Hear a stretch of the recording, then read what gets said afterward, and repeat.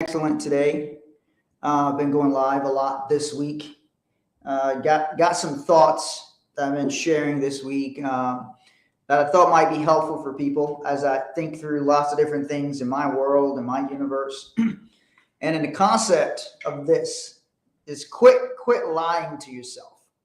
Um, I believe. Good morning. What's up? Quit lying to yourself. Here's what I mean by this. So, Robbie, resilience.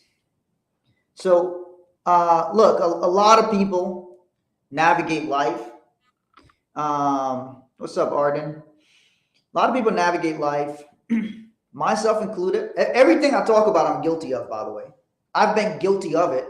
And it's basically either things that I have solved or found solutions for in my life. And I'm like, okay, well, let's share that with people. Let me share from perspective. So it's like all transparency. A lot of times I'm talking to myself, and many of my stuff is because it's like, okay, I'm running into this problem. How did I solve it? And then share that with people.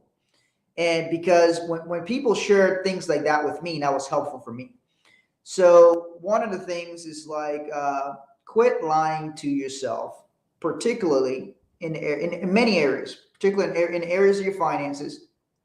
Like a lot of times we talk to people and like, oh man, I'm good financially.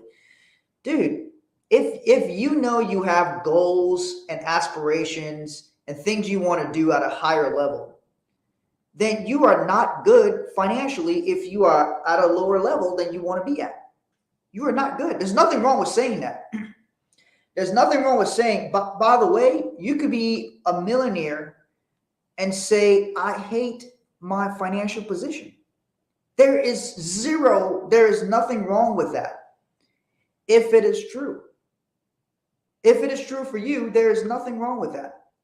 Meaning if you're worth $1 million and you're like, dude, with my skills and my abilities and my way to put things together, I should be worth at least 10 million. Then there is something wrong with that particular picture.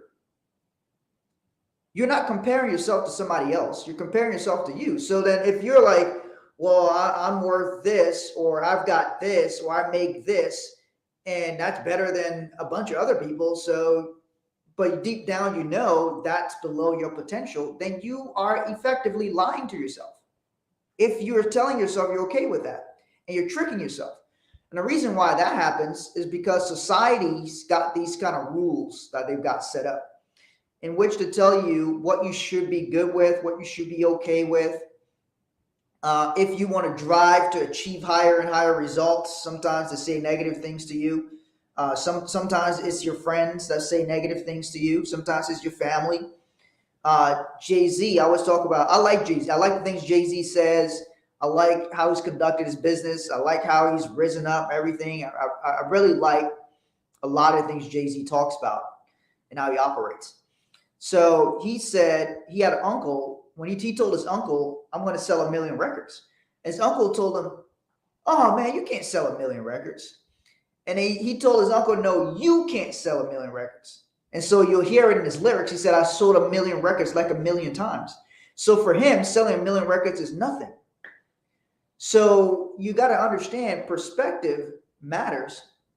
And if you're like, and here's other ways people lie to themselves. Dude, I'm guilty of that, by the way.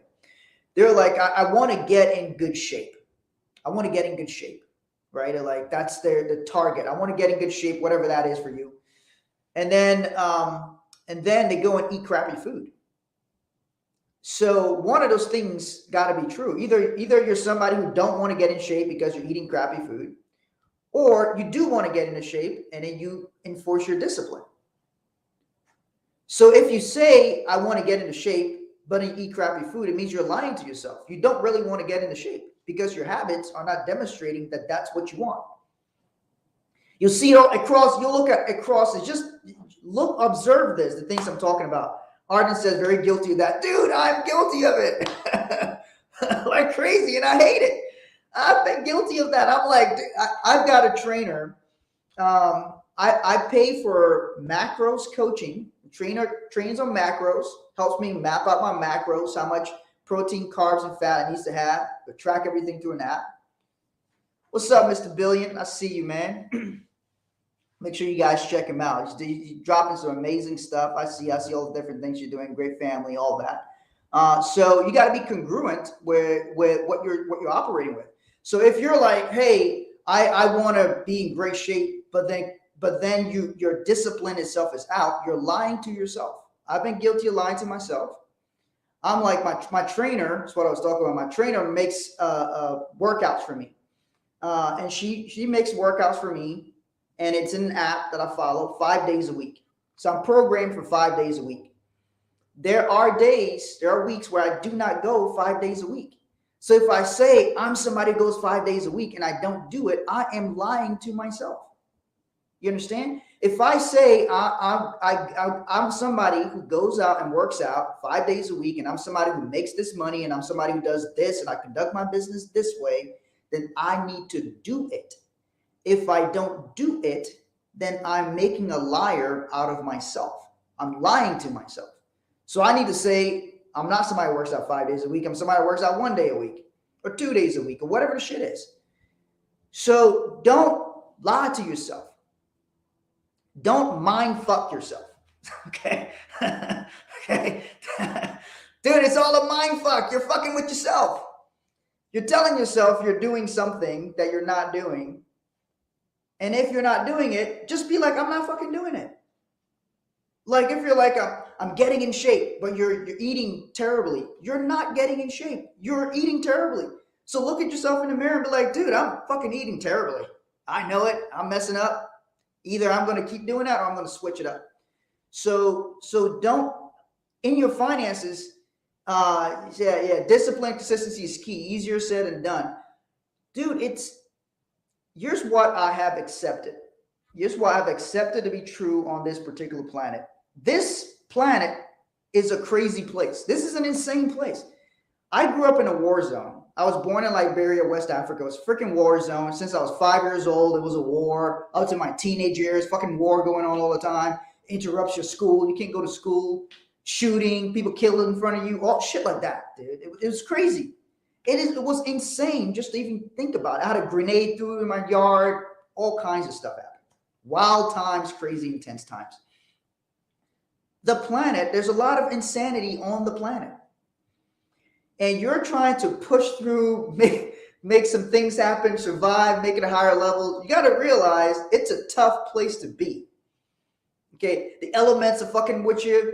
If it's too cold outside, you can't be outside because you're going to get frostbitten, you're going to die. The elements are messing with you, right? It's a tough planet. So then you've got to be straight up tough. And so then you got to understand what planet you're on. This is your environment that you're on. And then you got to literally build yourself up to be more and more disciplined and to be tough enough to execute on the things that you say that you want to do. And it is not going to be easy. Fuck all the people that tell you, oh yeah, I just want to take it easy. You can do this and just lay back on the beach and take it easy. All right. How many people has that worked out for? How many people has taken it easy worked out for? You take it easy, you'd be easily broke. So it's a drive you gotta have. And if you're like, you want heightened levels of success, then you gotta put in the work. If you don't put in the work, then there's not gonna be high levels of success. I don't know anybody who does the 4-hour work week thing, the 4-hour work 4 hours a week. The guy doesn't even do it. He works more than 4 hours a week, okay? He became famous for the book, and then he's like doing podcasts, he works more than fucking 4 hours a week. Nobody works 4 hours a week. It's like, it takes push, drive, effort. You got to understand this. And if you don't, you're going to be lying to yourself. It's the same thing about passive income. I want passive income. Here's the reality. If your money is going to make money for you, like on a very, very high level, you need a lot of money. You need a lot of money. If you want to, like, I really want my money to make a lot of money for me. At that level, you're dealing with credit, you're dealing with capital, you're dealing with large amounts of money that either you're lending out to people, you're using your capital for assets, you're investing in businesses, you're buying businesses for cash flow. It's a different level of things.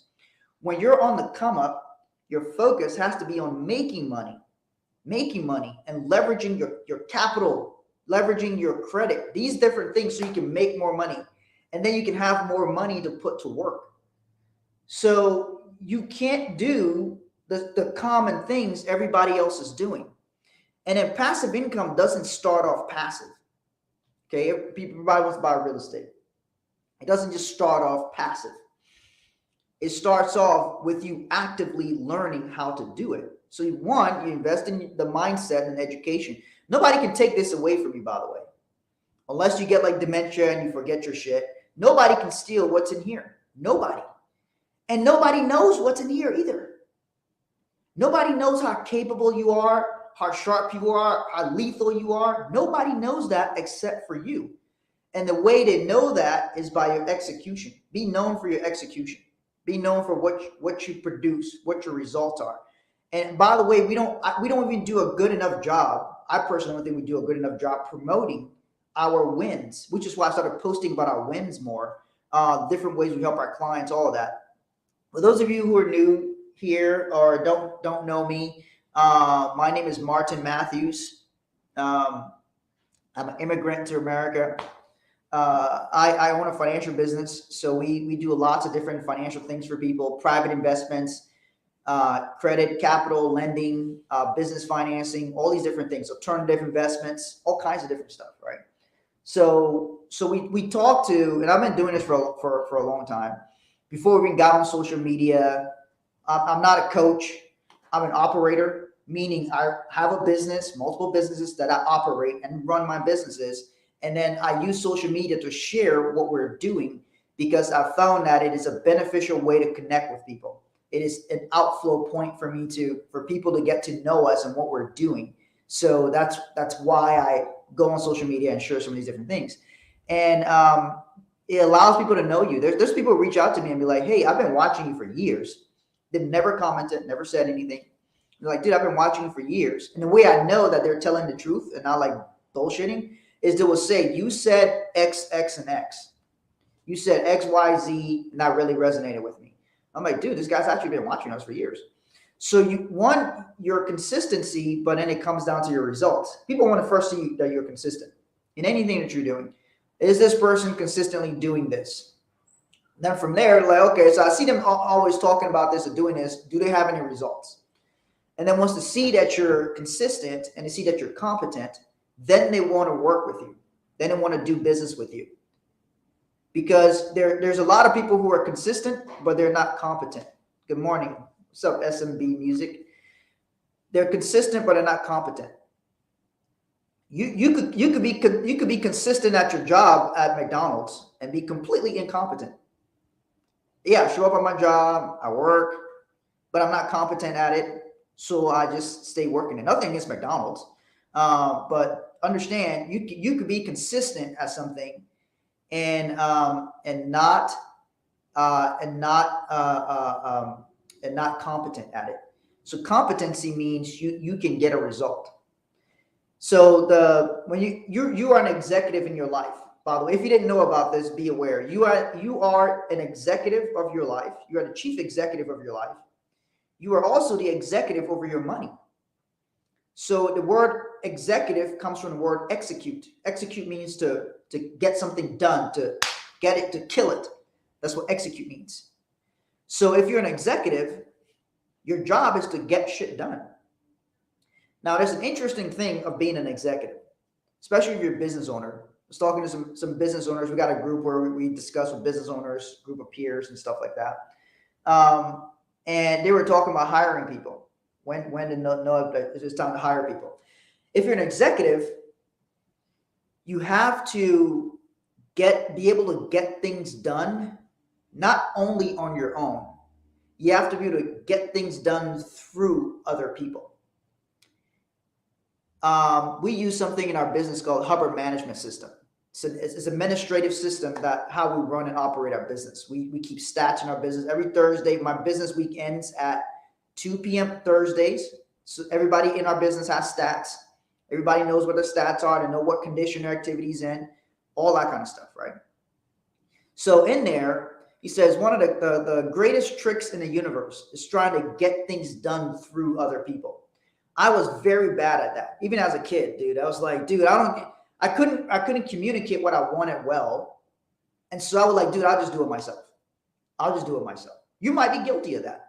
I'll just do the shit myself, man. So when you do that, you're always going to be limited because you can't do everything all the time by yourself. So then you need to have a team of people. Well, you're so used to doing it by yourself, and then it's hard for you to hand the reins over to somebody.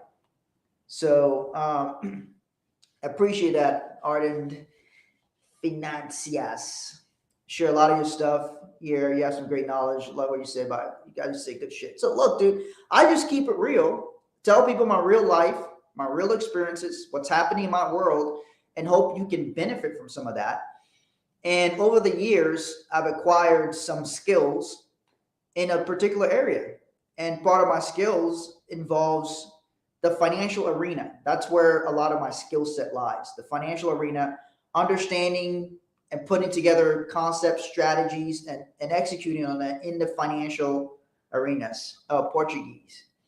Yeah, I used to live in the Ivory Coast when I was a kid. And for some reason, there are a lot of people there who spoke Portuguese. They came now. And a lot of people there speak different languages. So Ivory Coast is a country in West Africa. So it used to be a French colony. But it's a country in West Africa, great country, but a lot of people, there are a lot of Portuguese people there. And so they speak, different languages all there. So one of the things I'm actually going to do that I like to do is share the things that I have learned, because I came from a poor country. I hate to say it, but Africa is a very wealthy continent, but a lot of the people are poor. Part of that is because the leadership in many of the countries take advantage of the people. And so a very small group of people control a lot of things there. And so my country, Liberia, that I was born in, is ranked last 2 years ranked the poorest country in the world. So I grew up around that environment, lots of poverty all around me, saw that every day, et cetera, et cetera, et cetera. So I was always interested in money, always interested in building wealth. And so I came to America wanting to understand that stuff. And then I ended up getting into this space so I could understand and learn it. And so, one of the things we do is we share with people how we help our clients financially. We have a lot of business owner clients, affluent clients in different areas. So one of the things I'm going to do is on Friday, I'm going to do a webinar, because there's a problem in how you get your financial advice, in a sense that it is very, very, very vanilla. Nothing against vanilla, but it's very vanilla. It's very cookie cutter. And wealthy people have things customized for them. When I was a kid, I learned that Michael Jackson, I was a big Michael Jackson fan. Michael Jackson had customized cologne. And I'm like, dude, how does that even happen? You get customized cologne that's made just for you. So wealthy people have things customized for them. Everybody else get common people shit. See what I'm saying? So your advice, if you're trying to become level up, your advice can be customized to you, where you're at, the situations you're dealing with, what you're trying to do, the things that's important to you. So I built a program around that, customizing things for a lot of our affluent, wealthy clients based on what they were trying to achieve. So a lot of those things we don't talk about on social media, because some of those things the average person can't qualify for. So just this investments that you have to be an accredited investor to get into. There's different deals and stuff that some people just they can't qualify for it. Okay. Just sometimes the minimums are too high, and it's done on purpose. It's done because they don't want everybody in some of those types of investments. They only want certain people in there. So you got to understand that there's when people say there's different levels, that is really true. That you get different things at different levels accessible to you. And even if you become aware of them, you can't take advantage of them, because if you're not there financially, you don't have access to it. You prevent it financially from entering into certain things. So I'm going to talk about some of that on a webinar I'm going to do tomorrow. Yeah, Friday. Tomorrow, I'm going to do a webinar And I'm going to discuss going beyond the cookie cutter, because I put some things together that we do for our wealthy clients, and I brought that to make that available to people. And I want to discuss how to, one, understand where you are financially and not lying to yourself about your money, and then actually implementing specific things and tracking those things so you know, so your finances become predictable. Meaning I could predict my net worth increasing by this much because of these actions, and I can track it. I can predict the value of my business. So let's say you've got a business, and 98% of business owners have zero idea what their business is worth. So you spend all these years building some kind of a business and you have no idea what it is worth. We can value your business. We have methodologies where we can value what your business is worth. And you're like, okay, so I want to sell this business in 5 or 10 years. And I want to exit this business, sell it for X amount of dollars. So what are the key performance indicators I need to move now in the present to increase the cash flow of the business, so that increases the value of the business, so that when I sell, I can sell it for hundreds of thousands or millions of dollars more than it is valued at today. You can cause that to happen, but you can't cause that to happen if you have no idea what you think what your business is actually worth. So that's some of the things we'll teach people. How do you create an increase and force the valuation of your business? So like, think about it. If you got multifamily real estate, you can actually, you can, through improvements and through raising rents and everything, force an increase in your cap rate, which forces the increase in the value of your business. You literally make the asset you bought worth even more so that you can sell it to somebody else. You can do that with a business. Also, I want to talk about how do you strategize on tax planning. Most people don't even understand tax planning because they don't understand the tax code. But the tax code is the rules of the game. The tax code is not your enemy. It's actually the rules of the game. And other people have literally spent billions of dollars lobbying for certain tax incentives that you can take advantage of. Certain industries, these industries, and this is the game, certain industries will spend billions of dollars lobbying politicians to put certain new things into the tax code because they want those benefits. So they will spend billions of dollars because for that industry, it could mean hundreds of billions of dollars in tax savings. So they're going to spend all this money lobbying for certain things in the tax code. But the tax code is available to everybody if you qualify for it. Just because some industry made that change or lobby for that change doesn't mean you can't access it. But there's 70,000 pages in the tax code. How do you know which things you qualify for? How do you know? How do you even know you're not overpaying your taxes? How do you even know that for sure? You don't. So you can literally, that's what I mean by you can literally be lying to yourself. You're like, oh, I want to pay the least amount of taxes. But if you don't actually do the things to document and show how you can pay the least amount of taxes, then you're not going to pay the least amount of taxes. You're going to overpay the taxes.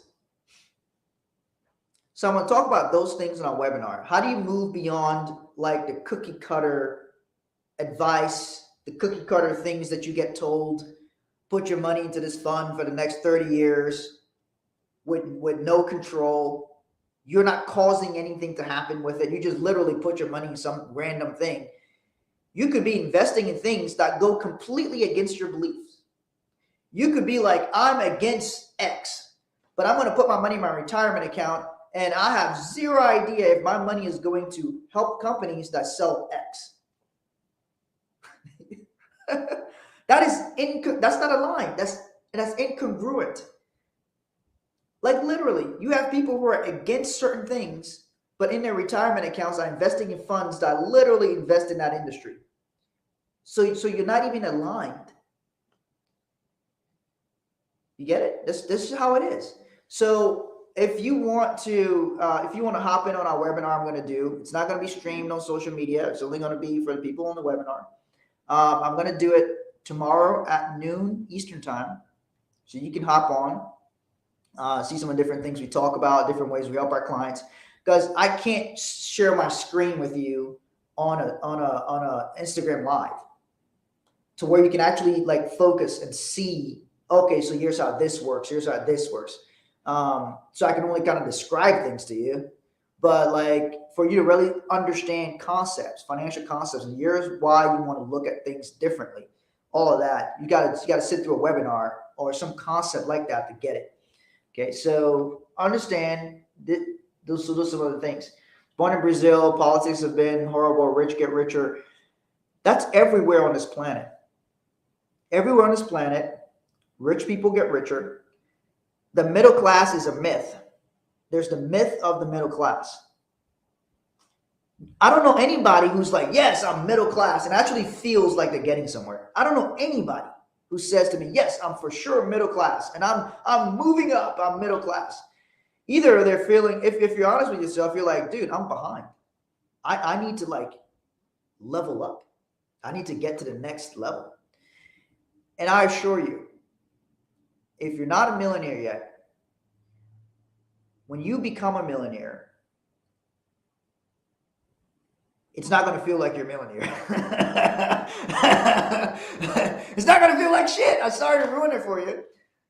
You're going to be like, okay, good. What is the next thing that I need to do? It is not going to feel, it's just like when you're a certain age. You're like, okay, when you turn 21, you're like, okay, I'm 21 now.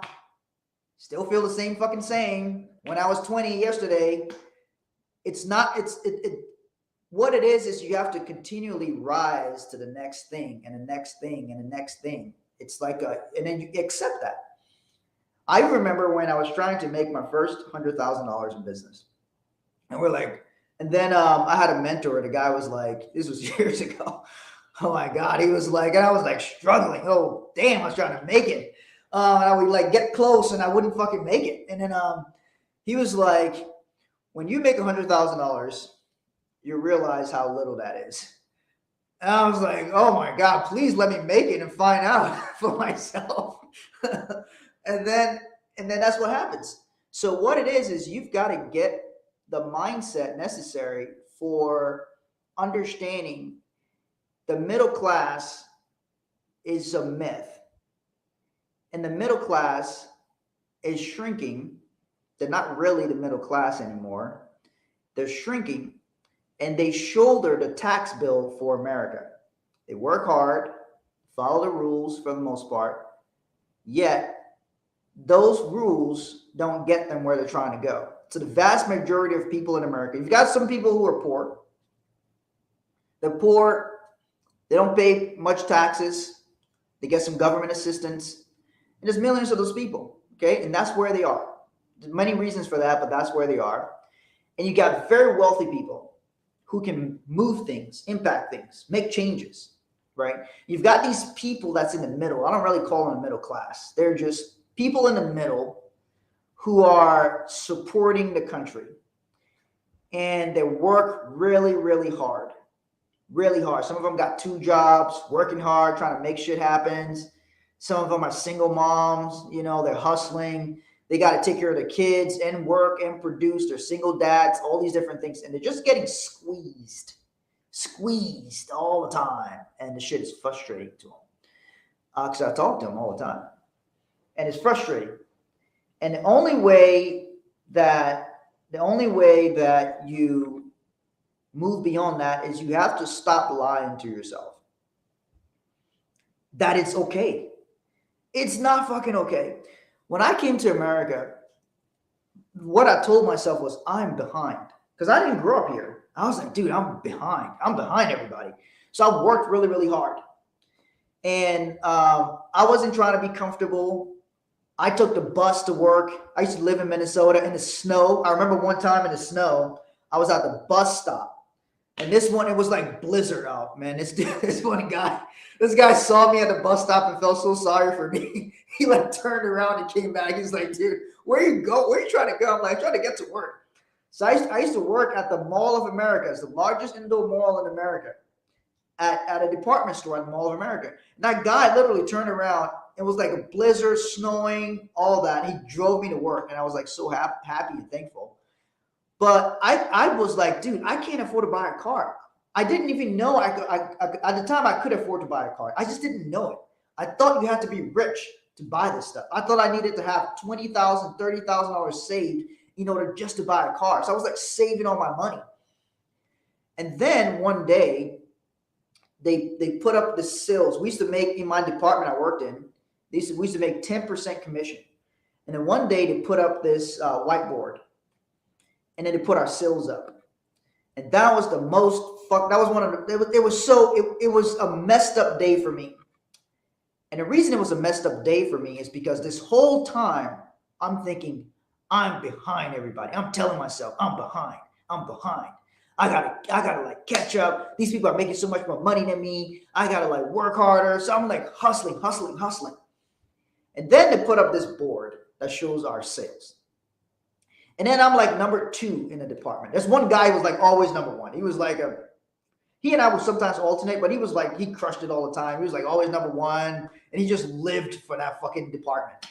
And so I'll be like number 2. And I'm like, I can't believe, because it was easy to do the math. You just do the sales and you take 10% of that, and that was the commissions. So I could see the math. I'm like, you telling me I'm making more money than these people?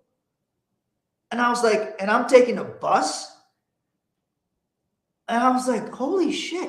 There was this guy in the department. He had a mortgage with 2 kids. And I swore that guy had like inherited money. I'm like, dude, how do you live? He was like, no, this is my job. And I'm like, how are you managing? I'm like, I don't even have a car. And I'm trying to save like 30 grand to buy a car. And he's like, no, he was the first guy to tell me stuff. He was like, no, you just paid $200 a month. I'm like, how do you pay $200 a month for a $30,000 car? He's like, yeah, you finance it. And I had no idea about credit cards, financing, nothing. I thought if that house cost $500,000, you needed to save $500,000 to buy the house.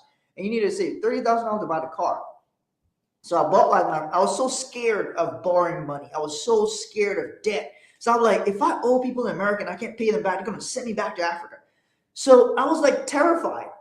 I never even took student loans. I was so scared when I got to America about borrowing money. I worked full time. My first year of school, my dad helped me. He would send me money. I grew up around poverty. I didn't necessarily grow up poor. Poverty was all around me. I would say that. I'm very transparent about that. My father was Secretary of State for my country. We had very poor moments, but I didn't necessarily grow up poor. I grew up in a way that you might think was very affluent. Like we had drivers, I had security people. I'll get into that in a different time. But I didn't grow up poor. I just grew up in an environment that was very poor around me. And that shit sucked, seeing that all the time. And so I was very interested in money, S&B music, almost like therapy here in these points. Dude, all this stuff is helpful for me because these were things that were helpful for me. But that was the reality of my life. And I was like trying to get ahead, trying to make something happen, trying to do well. And when I saw that I was doing better than the other people, something crept in. And this is where I first started lying to myself. And I went from saying, I'm so behind, I got to outwork everybody, I got to work so hard, to like, maybe I'm not behind. Maybe I'm doing okay. maybe I'm all right. No, fucking no. I should have just kept my same fucking habits. Here was my hack, right? Here was my hack when I worked at that department store. Whatever department you worked in, I used to work in the women's shoe department, and we made 10%. Different departments had different commission levels. But if you worked in that department and you made 10% and you sold anything else from any other department, you still made the same 10%. So I could have sold jewelry where jewelry made like 2.5% commission on the jewelry. If I go and sell jewelry, I still make my 10%. So I used to hover around the other departments. I was so strategic about this. I'll be like, I would sell women's shoes, and I knew all the purses, right? So I would sell a shoe, and then the purses had lower commission levels for their purses, but I still made my 10%. So when the woman's trying on her shoes, I go grab a purse. I bring the purse over. And then I'm selling the purse too. I'm like, oh, this purse will look great on your stuff. So now we sell the purse and the shoes. And then I would have like personal customers who only dealt with me, and they'll be like, hey, whenever these shoes come out, you could order a special order for me, and then just let me know it's coming. Charge my card, boom. So I would do all that stuff, and then it was like I would start to relax after I found, oh, I'm doing okay. I'm doing better than these people. I learned I could finance a car. First, I bought my first car, cash. Then I got into a car accident. A drunk driver ran a red light. Boom, car accident. He didn't have any insurance. I was like, what the fuck's that? I thought you had to have insurance driving in America. He was drunk, had no insurance. He couldn't pay for shit, dude. I couldn't even sue him. So I went and financed my first car. So that's how I know, like, I finance a car. I'm like, oh, so this is how it works. So I literally started to lie to myself that I was doing okay. Oh, I'm doing better than these guys. But who are you comparing yourself to? I wasn't comparing myself to my potential, because clearly I had greater potential than that. I wasn't comparing myself to my potential. So when you are, and you need to be, if you're a business owner, you need to be around other people with the same mindset. You need to be around your peers, all these different things. Words have power. We keep saying negative words. We're attracting negative to ourselves. Exactly. You got to always think you've got to create the illusion and then make the illusion real. It costs you nothing to dream. Zero. It costs you nothing to dream. You sit there, you dream, you put the image out there in the future of what you want. And then you work like a madman to attain that, and then take joy in the work. Work should be its own joy by itself. I used to hate going to the gym. I played soccer, and I played soccer in high school and a little bit in college. I came to America, did my senior year of high school here in America. Then I went off to college. But I played soccer, so I was like running all the time. I used to be skinny, and I was like, okay, maybe I should start working out, like at the gym. I didn't know anything about the gym. I didn't know anything about lifting weights. I didn't know any of that stuff. I didn't even know what my body parts were called. I didn't know what the tricep, bicep, nothing. Over there, we had different names for it. Everything was like your hand or your arm. So I still do that. I had to learn all the different body parts. And because people had nicknames for things. Sometimes people would refer to your body parts in the tribal language. Okay. So it's like, if that's the tribal language, I don't know what the real body, the scientific name of that shit is. So I didn't know anything about going to the gym. So I didn't like going to the gym. And then, I started to, my wife would, Chelsea used to be a trainer. And then she grew up going to the gym. And then I started to get enlightened about the foods I ate. Why we eat certain kind of foods, started to kind of learn a little bit more. And then I started to understand, when you put in the workout, I used to think that people with big muscles, that all they do is do little light weights. That's what I thought. I thought, okay, they got big muscles now. They don't need to work hard anymore. But no, those guys are fucking lifting heavy. They're just still lifting heavier. The muscles get bigger, the weights get heavier, and the muscles get bigger, and the weights get heavier. It's a metaphor for life. It doesn't stop. You don't stop at the same weights just because your muscles got bigger. You move on to the next weight. You move on to the next higher weight. You move on to the next higher weight. That's how it works. Just because your muscles get bigger don't mean you stay at that weight. Just because your money gets larger doesn't mean you stay at that weight. You move up. This ain't boxing. Okay? So it's a metaphor for life. And I'm like, oh, even the guys with big muscles, they're still struggling because they're moving up. They're challenging themselves. So I wake up in the mornings and I go to the gym in the mornings. The reason I do that is because, number one, I don't want to be a liar. It's the first thing. Because I'm like, I get up and attack the day. Motherfucker, you can't even get out of bed in the morning. So if I don't get out of bed in the morning and attack my day, I just made a liar of myself. I've just literally lied to myself. Okay. So now I got to do the shit. I got to go and work out. Then when I'm there, I actually have to work out, not doing light weights. I got to work out strenuously. And it's a mental and physical thing. I was always very good with mental stuff. I'm very good with school. I did well in school. I used to do all kinds of stuff in school that, like, I used to be ahead of the class. I used to get I graduated at 16 years old from high school. I wanted to stay longer in high school. But they're like, dude, you got enough credits to graduate. You don't need to be here anymore. So then I graduated. So I always was good with mental stuff. I wasn't as good with physical stuff. So like it became a mental challenge, a new mental challenge to do the physical thing. It still is. I've got to wake up. I wake up at 5:30. I'm trying to wake up a little bit earlier. So I'm still working on that. But I wake up at 5:30. I go to the gym. I work out for about an hour, 20 minutes. Sometimes my workout's longer. I was there for an hour and a half yesterday. Dude, the workout kicked my ass yesterday. It was tough. So I work out, I do my stuff. I stay focused. Then I go clean up, come to the office. Then I start and I execute on my day. And so all I'm trying to do in my life, number one, not lie to myself. Not lie to myself. That's the most important person I got to not lie to. Because I think a lot of us tend to lie to ourselves. Sometimes we want certain things, but we tell ourselves we don't really want it.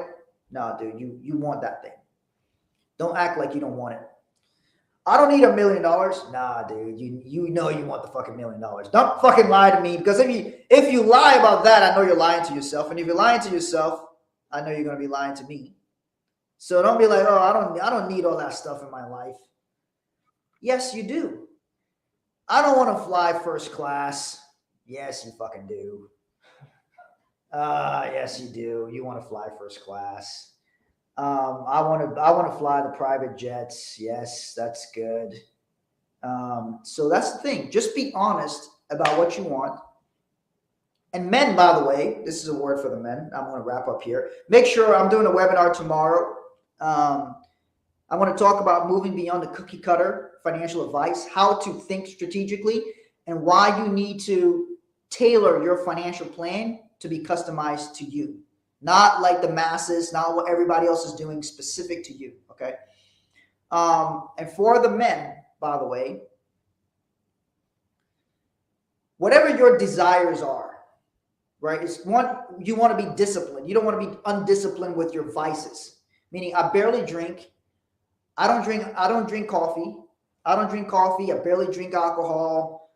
All these different stuff. I don't really consume things like that. I just never liked coffee anyway. I've just never really liked coffee. I don't drink coffee. I still wake up. I run on 4 or 5 hours of sleep. I now get up to 6 hours of sleep because I'm trying to rest more. So I get 6 hours of sleep, but I wake up at 5:30. I don't drink coffee. I just get up. I need somewhere to go, right? So for me, I need to have somewhere to go. Wake up and go somewhere. And that's my successful actions. You got to find your successful actions for you without lying to yourself. If I don't have somewhere to go, I'm going to fucking just lie around.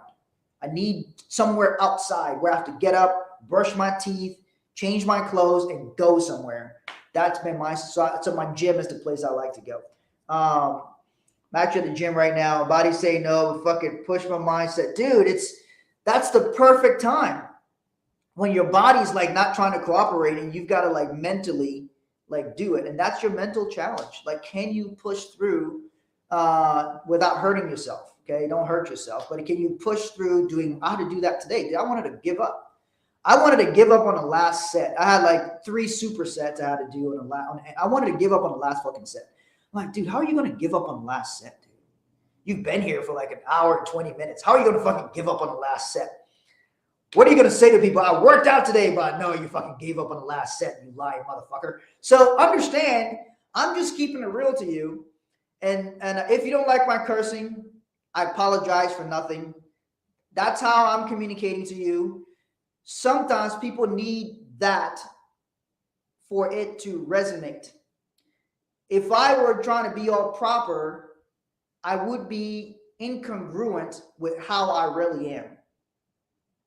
And if you don't like the cussing, if I cuss and you don't like it, that's your problem. That's not my shit. That's your shit. Why you have a problem with a word, man? Don't have problems with words. It's just words. Okay. Don't let words bother you. Sometimes words bother me. And then it happened yesterday with my wife. We were talking. We go for our walks in the evening. She says something to me, and I'm like, that's invalidating to me. She's like, why is that invalidating to you? And I'm like, because I took it personally. She's like, well, I wasn't trying to invalidate you. Okay. So that's not her. You understand? That's me. She wasn't trying to invalidate me. I took it as a fucking invalidation. Why did I take it as invalidation? Oh, let me think. Why did I take it as invalid? Oh, because I was being a little bit of a pussy yesterday. Okay, so don't take it as an invalidation then. Observe the obvious. The obvious was she's coming out here right now. Okay, she's calling me. She said I gotta go do stuff. Okay, so I've been talking too much. I got things to do. All right, so I gotta go, guys. Make sure DM me if you want to hop on a webinar. Sometimes I get the train going. My wife's got to rein me in. I think I said the P word, so she's like, hey, let me cut him off over there. All right. Hey, send me a DM. We'll get you registered for a webinar I'm doing tomorrow, noon Eastern time. We're going to talk about moving beyond the cookie cutter, why you got to look at your finances in a customized way, and why you need to design plans that work for you, not something that works generically for everybody else. So thanks for watching, and I'll see you guys soon.